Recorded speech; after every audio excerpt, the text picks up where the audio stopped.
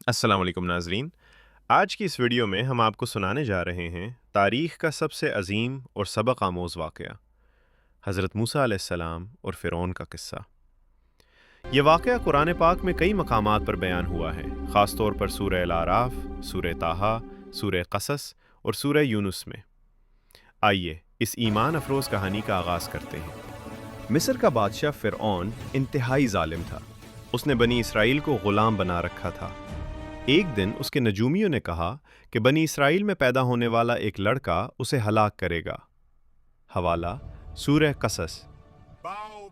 फ़िरऔन ने दिया कि बनी इसराइल के लड़कों को कत्ल कर दिया जाए। उसी दूर में अल्लाह ने हज़रत मूसा की वालदा के दिल में इल्हाम किया कि बच्चे को एक संदूक में रखकर दरियाए नील में छोड़ दो, अल्लाह उसे महफूज रखेगा। हवाला सूरह क़सस।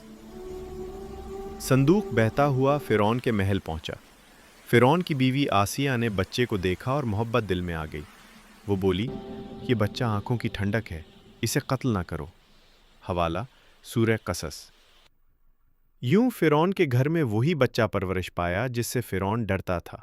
जवानी में हज़रत मूसा ने एक बनी इसराइली पर जुल्म होता देखा और उसे बचाने के लिए एक कप्ती शख्स को घूंसा मारा जो मर गया। हवाला सूरह क़सस। हज़रत मूसा शर्मिंदा हुए और अल्लाह से माफ़ी मांगी। फ़िरौन ने उन्हें कत्ल करने का मंसूबा बनाया, मगर एक नेक शख्स ने उन्हें आगाह किया। हवाला सूरह क़सस। वो मिस्र छोड़कर मदीन चले गए। मदीन में हज़रत शुएब की बेटियों की मदद की। बाद में हज़रत शुएब ने अपनी बेटी का निकाह मूसा से कर दिया। मूसा ने कई साल वहाँ गुजार दिए। एक दिन जब हज़रत मूसा अपनी बीवी के साथ वापस मिस्र के लिए चल रहे थे तो रात को उन्होंने कोहे तौर पर रोशनी देखी। वो आग लेने गए, मगर वहाँ अल्लाह ने उन्हें आवाज़ दी, ए मूसा, मैं ही तुम्हारा रब हूँ। ये वो मकाम था जहाँ मूसा को नबूवत अता हुई। अल्लाह ने उन्हें मोजज़ात दिए, लाठी का अजदा बन जाना, सफ़ेद चमकता हुआ हाथ।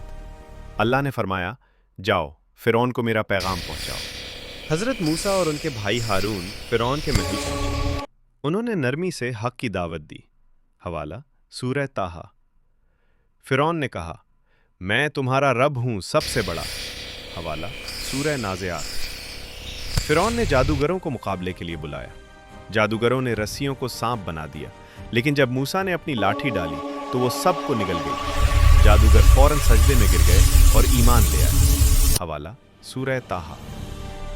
फ़िरौन ने जादूगरों को सख्त सजाएं देने का हुक्म दिया, मगर वो साबित कदम रहे। अल्लाह ने फ़िरौन को बार बार अजाब दिया। टुड़ियाँ, खून, मेंढक जोएं, पानी का खून बन जाना। हवाला सूरह अल-आराफ़। फिर अल्लाह ने मूसा को हुक्म दिया कि रात ही रात बनी इसराइल को लेकर निकल जाएं।